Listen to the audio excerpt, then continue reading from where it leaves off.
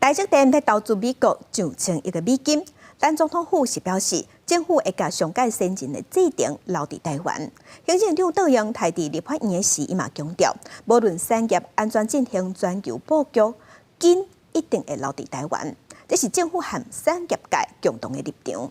经济部长郭志辉嘛挂保证，讲明年2奈米加1.6奈米先进制定袂伫美国生产。台积电扩大伫美国设厂，增加投资美国千亿美金，引起关心。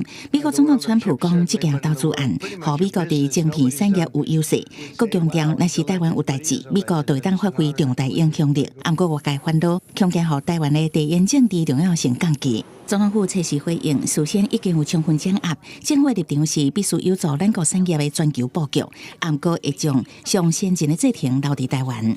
当台积电申请赴美国投资设厂，政府会做好协助与把关的工作，确保台积电在扩大赴美投资的同时，也会将最先进制程留在台湾。行政院杜英提到立法院备询，讲台积电投资案会当创造互惠共赢。不过，朝野立委提出产业变少的忧虑，恐惊产生国安问题。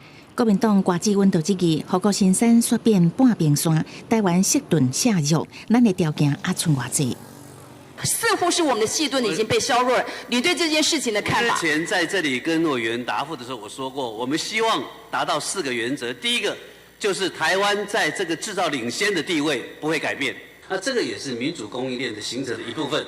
当然，也配合着我们跟美国持续加强成长各种投资以及合作的必要的一个政策。杜英台表示，今后台湾是国家政府加产业界的共同立场。民众党张启凯追问，传出2奈米、1.6奈米这个先进制程，原来会刷去美国，可能互台积电变美积电。经济部长郭志辉赶紧背回。委员，我保证，你保证啊，明年对啊，当然就是这个样子。2奈米跟1.6奈米的，不会到美国生产。郭志辉呼应相关的风声，讲美国第一厂敢若4奈米制程，第二厂今年嘛早拄要开始生产。